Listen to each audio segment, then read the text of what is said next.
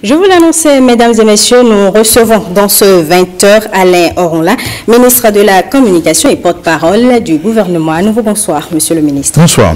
La Cour africaine des droits de l'homme et des peuples, suite à une saisine de l'opérateur économique Sébastien Javon, vient d'ordonner la suspension du processus électoral relatif au communal de 2020. Monsieur le ministre, est-ce que le gouvernement a reçu une notification formelle de cette décision? Le gouvernement de la République du Bénin prend acte de cette décision qui ne remet pas en cause la poursuite du processus électoral, puisque nous voudrions rassurer nos compatriotes et les assurer de ce que les élections communales se tiendront, sauf cas de force majeure, le 17 mai prochain. Et cette décision n'est pas un cas de force majeure, puisque nous devons répondre à nos impératifs, notamment constitutionnels, qui voudraient que les élections soient organisées à bonne date. Et je voudrais faire comprendre à nos concitoyens que la protection ou la sauvegarde des droits d'un ressortissant béninois n'est pas supérieure et ne peut l'emporter sur celle des Béninois, sur celle de tous les Béninois et sur le fonctionnement normal de nos institutions. Donc, nous irons bien au vote le 17 mai, d'autant plus que le gouvernement, par les différentes mesures prises, assure la protection des Béninois, de ceux qui vont se déplacer. Et nous les invitons à se déplacer massivement et d'observer les gestes barrières qui ont fait leur preuve jusqu'à présent. Alors, mais est-ce que vous ne pensez pas que le Bénin pourrait encourir des sanctions, tout au moins la dégradation de son image au plan international, par exemple, si le processus électoral se poursuivait? C'est au contraire le Bénin qui perdrait à ne pas organiser ces élections, puisque le fonctionnement des relations internationales et l'observation des institutions se dégrade lorsque les élections ne sont pas organisées à bonne date. On ne peut pas nous reprocher de vouloir respecter nos institutions. Et ces élections tenues à bonne date sont un critère de démocratie, puisqu'on ne pourrait redouter une décision dont l'application relèverait du miracle. Alors là, c'est qu'on retient que cette décision n'aura pas d'incidence sur le processus électoral. Elle ne peut avoir d'incidence sur le processus électoral, puisqu'il est manifeste que la juridiction en question est sortie de son champ d'application.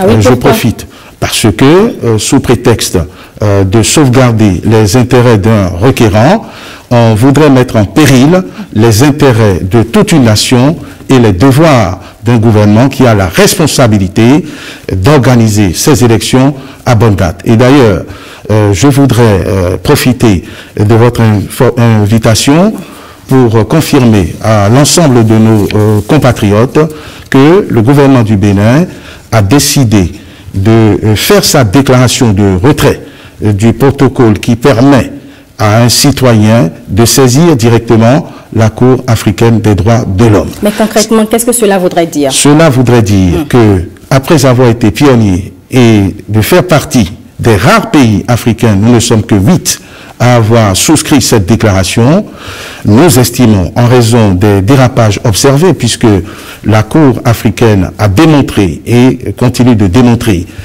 qu'elle s'éloigne de son champ de compétences, de sa sphère de compétences, de laisser jouer les mécanismes principaux de la protection des droits de l'homme pour lesquels le gouvernement milite, à savoir les dénonciations de violations éventuelles à la Commission des droits de l'homme, qui est le bras armé, l'instrument le plus approprié pour saisir la Cour lorsqu'elle constate qu'il y a des allégations de violation des droits de l'homme. Donc, nous retournons à un mécanisme normal. Nous sommes toujours membres de la communauté, nous sommes membres et partis à la Charte africaine des droits de l'homme.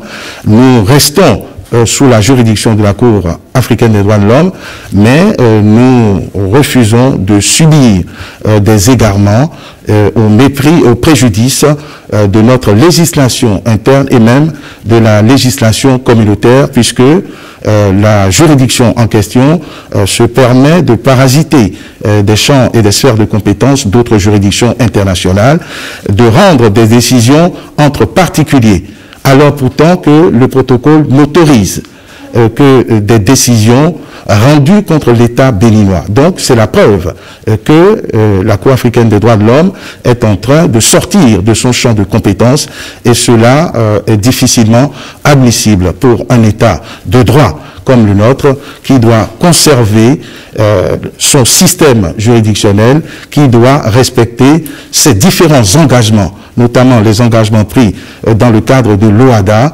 avec comme juridiction faîtière la Cour commune de justice et d'arbitrage de l'OHADA. Et puisqu'on est en train de parler des communales, je suis quand même tentée de vous demander quelles sont les dispositions prises par le gouvernement pour pouvoir protéger les populations qui sortiront pour voter ce jour-là. Les dispositions qui sont prises jusqu'à présent et qui ont montré leur efficacité seront reconduites et renforcées le jour du vote, à savoir que nous assurons tous nos compatriotes d'abord du port du masque dans les bureaux de vote et dans les files qui ne seront pas de longues files, puisque la distance sanitaire de sécurité devra être observée. Des forces de sécurité et de défense seront déployées pour veiller au respect strict de ces consignes.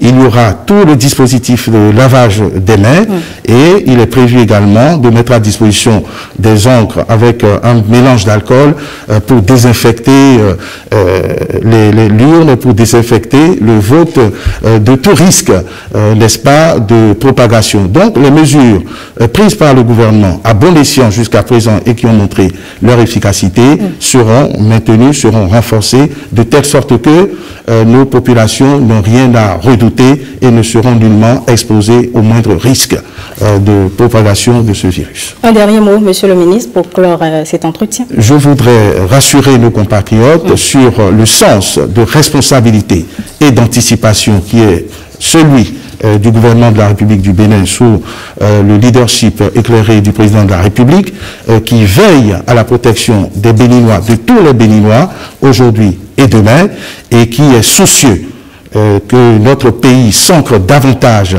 dans la démocratie sans s'exposer à l'anarchie ou au désordre. Merci, Monsieur le ministre, d'avoir été l'invité de ce 20h. C'est moi qui vous remercie.